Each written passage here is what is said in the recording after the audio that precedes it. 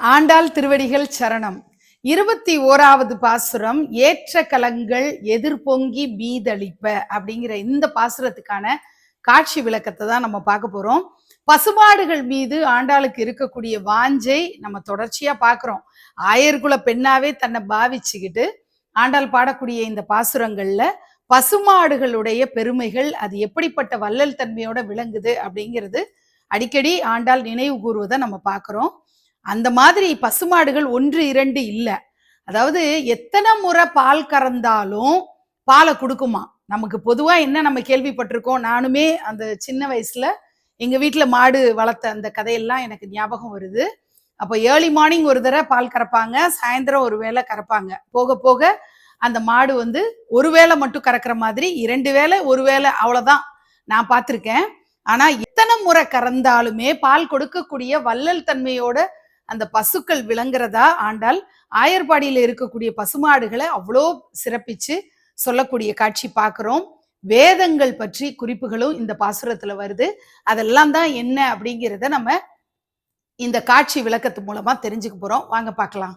ஆயர்பாடி கிராமம் பூரா திசைகள் திரும்பின பக்கம் எல்லாம் பசுமாடுகள் பார்க்க முடியும். அந்த பசுமாடுகள்லாம் எப்படிப்பட்டதா இருக்கு அப்படின்னா, எத்தனை தர கறந்தாலும் பால் கொடுக்கக்கூடிய வள்ளல் தன்மையோட அந்த பசுமாடுகள் இருக்கு. குடங்குடமா பால் கறக்கக்கூடிய பசுமாடுகள். இந்த பசுமாடுகள் அத்தனைக்கும் சொந்தக்காரரா யாரு இருக்காரு? நந்தகோபர் இருக்காரு. அவரை தான் நம்ம இப்ப சந்திக்க போறோம். பசுமாடுகளுக்கு சொந்தக்காரரா விளங்கக்கூடிய நந்தகோபர் ஆயிரக்கணக்கான பசுமாடுகளை வச்சு காப்பாற்றக்கூடிய பெரும் பொறுப்புல இருக்கக்கூடிய தலைவரா இருக்காரு. அவருடைய குழந்தை தான் யாரு? இங்க கட்டில்ல படுத்து உறங்கக்கூடிய கிருஷ்ண பரமாத்மா. நந்தகோபருடைய பராமரிப்புல வளரக்கூடிய குழந்தையாக நம்ம இங்க கிருஷ்ண பரமாத்மாவை பார்க்கிறோம். கிருஷ்ண பரமாத்மாவை சுத்தி துயில் எழுப்புறதுக்காக வந்திருக்கக்கூடிய பெண் குழந்தைகள் இருக்காங்க. நந்தகோபரே உன்னுடைய மகனை எழுப்பு அப்படின்னு ஆண்டாள் இங்கு குறிப்பிடுகிறாள். உலகத்துக்கே சுடர்விடக்கூடியவராக கிருஷ்ண பரமாத்மா விளங்குவதாக இந்த பாசுரத்துல ஆண்டாள் குறிப்பிடுறா. உலகத்துக்கே சுடர் கொடுக்கக்கூடியது எது அப்படின்னா சூரியனை தான் நம்ம சொல்லுவோம். அதனாலதான் இங்க சூரிய விளக்கு ஏற்றப்பட்டிருக்கு. அந்த சூரிய பிரகாசமாக 1000 கோடி சூரிய கிரணங்களோடு பகவான் ஒளி வீசக்கூடியவராக, உலகத்துக்கு ஒளி கொடுக்கக்கூடியவராக விளங்குகிறார். பெருமாளுடைய திருவடி சரணம். பெருமாளுடைய திருவடி இங்க ஏன் வச்சிருக்கோம் அப்படின்னா, மன்னாதி மன்னர்கள் அப்படின்னு பக்கத்துல நான் இங்க மன்னர்கள் வச்சிருக்கேன். ஒரே ஒரு மன்னர் தான் இங்க காட்டியிருக்கேன். மன்னாதி மன்னர்கள் அவங்க இந்த உலகத்தையே தன்னுடைய ஆட்சிக்கு கீழே கொண்டு வரணும்னு வீர பராக்கிரமசாலிகளாக விளங்கக்கூடியவர்கள் எல்லாருமே உன் வீட்டு வாசல்ல வந்து உன்னுடைய திருவடியை வணங்குறதுக்காக காத்து கிடக்குறாங்க. மன்னாதி மன்னர்கள் எல்லாரையும் அடிப்பணிய வச்சாலும் உன்னுடைய திருவடியில பணியணும்னு சொல்லி அவங்க உன் வீட்டு வாசல்ல தவம் கிடக்குறாங்க, எழுந்துக்கோ அப்படின்னு ஆண்டாள் குறிப்பிடுகிறாள். இங்க 4 வேதங்கள், ரிக்வேதம், யஜுர்வேதம், சாமவேதம், அதர்வண வேதம், 4 வேதங்கள், 4 மறைகள்னு சொல்லக்கூடிய 4 வேதங்கள், வேதங்களுக்குரிய கடவுளர் இங்கு 4 வரிசைப்படுத்தப்பட்டிருக்கிறத நீங்க பாக்குறீங்க. இந்த பாசுரத்துல ஆண்டாள் வேதங்களின் விழுப்பொருளாக, அதாவது வேதங்கள்ல குறிப்பிடக்கூடிய வேதங்கள் புகழக்கூடியவராக கிருஷ்ண பரமாத்மா விளங்குவதாகவும், வேதங்களுக்கே விளங்க முடியாதவராகவும் அவர் இருக்காரு. அப்படிப்பட்ட பெருமையோட கிருஷ்ண பரமாத்மா இருக்காருன்னு சொல்லி ஆண்டாள் குறிப்பிடுறா. வேதங்கள்ல இவரை பத்தி கிருஷ்ண பரமாத்மா, அதாவது பரம்பொருளை பத்தி குறிப்புகள் இருக்கு. வேதங்கள் புகழ்ந்து பரம்பொருளை பாடுது. அதே வேதங்கள் முழுமையா பரம்பொருளை விளங்க முடியாம தவிக்கக்கூடியதும் நம்ம பார்க்கிறோம் அப்படின்னு சொல்றா. 21வது பாசுரத்துல நந்தகோபருடைய பெருமைகள், ஆயிரக்கணக்கான பசுமாடுகளுக்கு சொந்தக்காரராக சூரிய பிரகாசத்தோடு விளங்கக்கூடிய கிருஷ்ண பரமாத்மா வேதங்களால் உணர்ந்து கொள்ள முடியாதபடி இருக்கிறார்.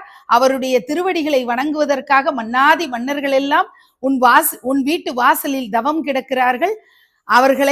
அவர்களுக்கு தரிசனம் கொடுப்பதற்காக நீ துயில் எழுவாயாக என்று ஆண்டாள் கூறுகிறாள். அன்னமாச்சாரியா மடியில திருப்பதி வெங்கடாஜலபதியை தாங்கி இருக்கக்கூடிய காட்சியை நம்ம இன்னைக்கு பாசுரத்துல வச்சிருக்கோம். புகழ்ந்து பெரும் பாடல்களை எல்லாம் பாடியவர் அன்னமாச்சாரியா. அவருடைய மடியில அழகா வந்து வெங்கடாஜலபதி அமர்ந்திருக்கக்கூடிய, கோவிந்தன் அமர்ந்திருக்கக்கூடிய திருக்கோலத்தை நம்ம பார்க்கிறோம். திருப்பாவை பாசுரம் 21. ஏற்ற கலங்கள் எதிர்பொங்கி மீதளிப்ப மாற்றாதே பால் சொரியும் வள்ளல் பெரும்பசுக்கள் ஆற்ற படைத்தான் மகனே அறிவுராய் ஊற்றமுடையாய் பெரியாய் உலகினில் தோற்றமாய் நின்ற சுடரே துயிலெழாய் மாற்றார் உனக்கு வழி தொலைந்துன் வாசற்கண் ஆற்றாது வந்துன் அடி பணியும் மாபோலே போற்றியாம் வந்தோம் புகழ்ந்தேலோர் எம்பாவாய். மாணிக்கவாசகர் அருளிய திருப்பள்ளி எழுச்சி பாசுரம் 1. போற்றியன் வாழ்முதலாகிய பொருளே புலர்ந்தது பூங்கழற்கு ஈனை துணை மலர் கொண்டு ஏற்றினின் திருமுகத்து எமக்கருள் மலரும் எழில் நகை கொண்டு நின் திருவடி தொழுகோம் சேற்றிதழ் கமலங்கள் மலரும் தன்வயல் சூழ் திருப்பெருந்துறையுரை சிவபெருமானே ஏற்றுயர் கொடியுடையாய் எனையுடையாய் எம்பெருமான் பள்ளி எழுந்தருளாயே.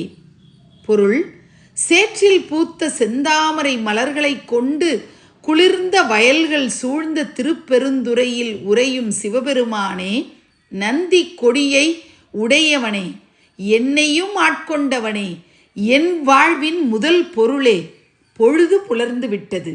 உனது பூ போன்ற திருவடிகளில் மலர் தூவி வழிபட வந்துள்ளேன். எம்பெருமானே, உன் அழகிய முகத்தில் புன்னகை பூத்தபடி எனக்கு அருள் செய்வாயாக.